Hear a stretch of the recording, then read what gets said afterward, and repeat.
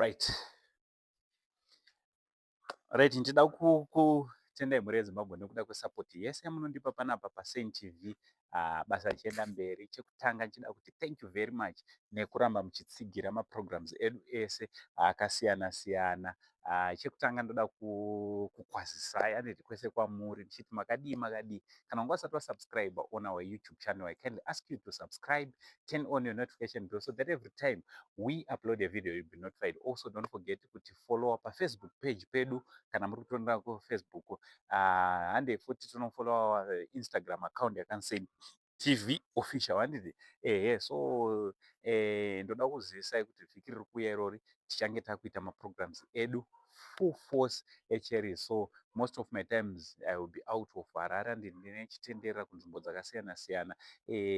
Next week tichange tichienda kwana Gokwe Empress zvichidaro ana Sanyati ndo nzvimbo dzandoda kuti ndimbowanira this time because ikoko zviri kuratidza kuti coverage ishoma handiti.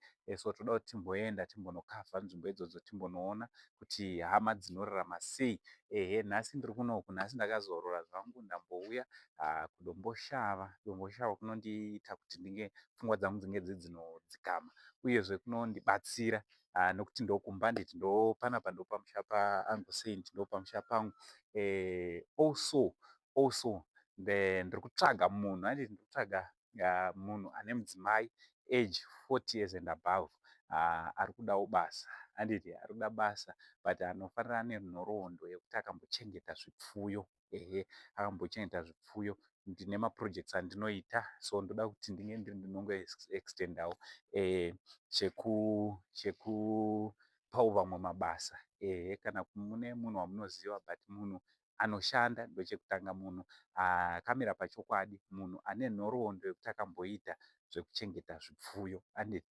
Because kuno kudomboshava tinoita zvekuchengeta zvipfuyo zvakasiyana siyana, huku nechichi zvakangosiyana siyana. So tiri kuda munhu anogona kubatsirana nesu. Asi zvikuru sei tiri kuda munhu ane mhuri, munhu ane mudzimai, munhu ane vana, pachikoro padhuze, especially vana vari kuprimary handiti. Pazvikoro zvedu tinazvo padhuze. So kune vanenge vane munhu wavanoziva, kana kuti iwewe watonditarisa uri kuda basa, kana wazouya kubasa usati ndiri kushanda naUncle Saint vane mwoyo munyoro. Kana zvazvebasa ndinorevesa handiti. Kana zvazvebasa ndinorevesa. Usazouya uchiti ane mwoyo munyoro wofunga kuti unouya uchingozoita zvaunoda. Tinoshanda nemurayiro webasa handiti. Ndangoti ndingotaura kuti kune vamwe vanozoti uncle vane mwoyo wakanaka saka vanenge vachingoita mwoyo wakanaka.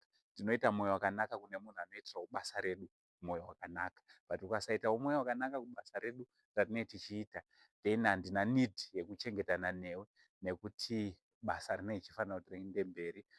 Ndozvandanga ndingozokuzivisai hama dzangu ndichiti aiwa nhasi ndiri kudomboshava, nhasi ndiri kumba kwedu kudomboshava kwandambouya kuzomboona kuti zvamira sei nekumbozozorora zvangu sasekuru vevanhu, pamwe chete nekumboenda kumakomo ekudomboshava uko kwandinoenda ndichinamata. Ndichazokuradzai rimwe vhidhiyo, kana kuti endai munoona rimwe vhidhiyo randaita zvakare ndiri mugomo repachogugudza. Ndogomo randinonopinda ndichitsvaga nyasha ipapo. Mukaona zvizhinji zvatinoita zviya hatingoita badzi tisina nyasha dzakatibheka, tinotombonoudza Musiki kuti takuenda kubasa. Ndozvatiri kutoita pamazuva iwanawa tisati tapinda mumasango kuti tinoita basa reMusiki. Aiwa, chida kungokutendai mhuri yangu, mhuri yekwangu, mhuri yemaSaints handiti. Thank you very much. You are family to me. I love you so much. Mwari wekudenga vakuitire zvakanaka. From Uncle Saint, Saint TV crew for now, it's much love and God bless.